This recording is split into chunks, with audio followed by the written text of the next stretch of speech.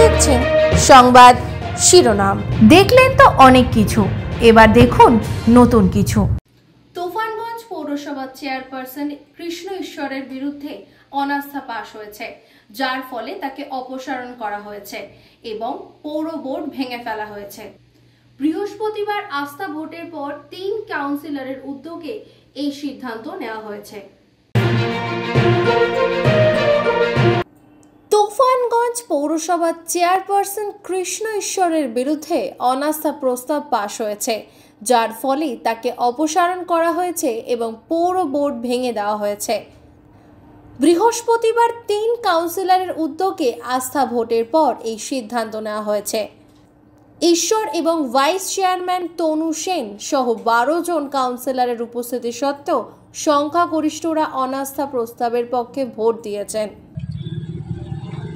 বিশেষ পরিস্থিতিতে আমাদের মাননীয় মুখ্যমন্ত্রী মমতা ব্যানার্জির নির্দেশ মতো আপাতত 18 তারিখ পর্যন্ত আমাদের যে প্রসিডিংস, মানে 18 তারিখের আগে পর্যন্ত আমাদের প্রসিডিংস মানে স্টপ থাকবে, এইটুকুই খবর আপনাদের। মানে তাহলে কি বোর্ড ভাঙলো না? সেটা আপনারা বুঝতেই পারেন। নতুন করে কি আবার রেজুলেশন করেছেন? না, ওই ব্যাপারে আর কিছু বলা যাবে না। পশ্চিম মেদিনীপুর শহরের বাসিন্দা অর্ণব দাস বর্মনকে 1.5 কোটি টাকা প্রতারণার অভিযোগে কলকাতা থেকে গ্রেপ্তার করা হয়েছে। দুর্গাপুর থানার ইস্পাত নগরীর 2 যুবককে তিনি কলকাতার একটি বেসরকারি মেডিকেল কলেজে ভর্তির প্রতিশ্রুতি দিয়েছিলেন এবং তাদের কাছ থেকে প্রায় 1.60 কোটি টাকা নিয়েছিলেন। তবে টাকা দেওয়ার পরও যুবকরা কখনো কলেজে ভর্তি হতে পারেননি। প্রতারণার শিকার হয়েছেন বুঝতে পেরে যুবকরা দুর্গাপুর থানায় অর্ণব দাসের বর্মনের বিরুদ্ধে অভিযোগ দায়ের করে।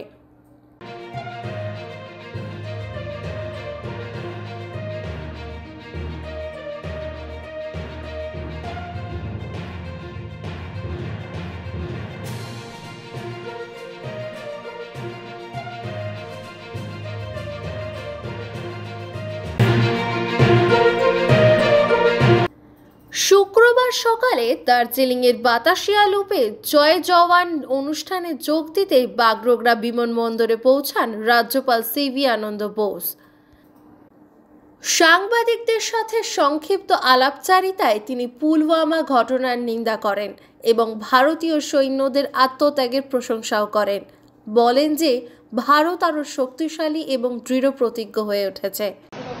This is an occasion for us to rededicate ourselves to defend our country. India is strong. We will assert that we are strong. India is great. We will prove that we are great. Sir, regarding the presidential position of the president's rule in Manipur, do you think that the peace will be restored finally in Manipur? So, what's your reaction regarding the president's rule, sir? That relates to another state. As Governor of West Bengal, it's not appropriate for me to comment on that. বৃহস্পতিবার সাগরদিঘির বাহলনগর এলাকা থেকে সাগরদিঘি থানা police 26 KG গাঁজা সহ একজনকে গ্রেফতার করেছে। গ্রেফতারকৃত ব্যক্তির নাম মোশাররফ হোসেন, তার বাড়ি সাগরদিঘি এলাকায়। পুলিশ সূত্রে জানা গিয়েছে গ্রেফতারকৃত মোশাররফ হোসেন 2টি কালো ব্যাগে 26 কেজি গাঁজা নিয়ে মোটরসাইকেলে বীরভূমের দিকে যাচ্ছিলেন। তখন পুলিশের সন্দেহ হয় এবং ব্যাগটি খোলার পর 26 কেজি গাঁজা বের হয়।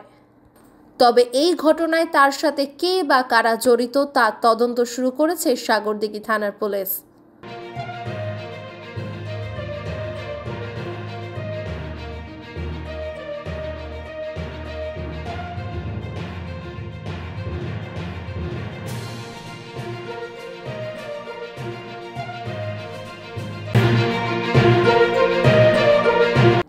বালি পাচারের বিরুদ্ধে অভিযান চালিয়ে গলসি থানার পুলিশ একটি ট্রাক্টরের মালিক ও গাড়ি চালককে যথাক্রমে গ্রেফতার করেছে। ট্রাক্টরের মালিকের নাম পলাশ করক ওরফে কোচন এবং ট্রাক্টর চালকের নাম ধনঞ্জয় বাগদি ওরফে বাঙ্কা। আমাদের 2024-এ আমরা 124 কেস করেছি, 139টা গাড়ি আমাদের সিজ হয়েছে এবং 61 অ্যারেস্ট হয়েছে। এখনো পর্যন্ত 2025-এ আমাদের 7টা কেস হয়েছে, 18টা ট্রাক্টর সিজ হয়েছে, ট্রাক্টর এবং ডাম্পার, এবং 4 জন অ্যারেস্ট আছে। শুক্রবার সকালে ফারাক্কার সাকোপাড়া হল স্টেশনে স্থানীয় বাসিন্দারা রেল অবরোধ করে প্রায় 1 ঘন্টা ধরে, যার ফলে ট্রেন চলাচল বন্ধ থাকে।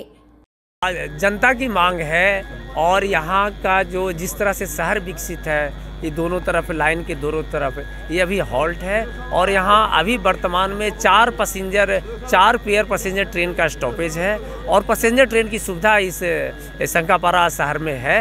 लेकिन यहाँ पर जितने पैसेंजर हैं, जितने यात्री हैं और इनको बार बार कलकत्ता जाना पड़ता है, मालदा जाना पड़ता है, कटिहार जाना पड़ता है, इसलिए इनकी जो मांग है कि एक्सप्रेस ट्रेन में भी एक्सप्रेस ट्रेन का भी ठहराव दिया जाए, खासकर जो हावड़ा कटिहार जो है उसका ठहराव दिया जाए, तो इनकी मांग उचित है। শুক্রবার সকালে 17 নম্বর জাতীয় সড়কে একটি মর্মান্তিক ঘটনা ঘটে, যেখানে দ্রুতগামী একটি মারুতি ওমনি গাড়ির ধাক্কায় একটি বাইসন মারা যায়। জলপাইগুড়ি জেলার চাপড়ামারি বনের কাছে এই দুর্ঘটনাটি ঘটে, যেখানে বাইসনটি রাস্তা পার হওয়ার চেষ্টা করছিল। বন্যপ্রাণী পারাপারের কারণে চালকদের গতি কমাতে সতর্কীকরণ চিহ্ন থাকা সত্ত্বেও সংঘর্ষের ফলে বাইসনটি তৎক্ষণাৎ মারা যায় এবং গাড়ির ক্ষতি হয়। এখানে যাচ্ছিলাম নাগারকাটা, দেখি বাইসন এখানে একটা পড়েছিল, গাড়িটা এখানে ছিল, মনে হয় গাড়িটাই বাইসনটাকে ধাক্কা মেরেছে। না স্পিড ছিল, গাড়িটা দেখেই মনে হচ্ছে, গাড়ির অবস্থা দেখেন না, স্পিড ছিল, মনে হয় বাইসনটা সামনে আসছিল, গাড়িটা কন্ট্রোল করতে পারেনি, মেরে গেছে। দক্ষিণ দিনাজপুর জেলার ধাদলপাড়ায় অবস্থিত বিদ্যাশ্বরী সতীপীঠে মাঘী পূর্ণিমা উপলক্ষে এক জমকালো অনুষ্ঠান চলছে। মা অম্বিকা এবং ভৈরব বাবা রামেশ্বরের পুজো করতে ভক্তরা ভিড় জমাচ্ছেন।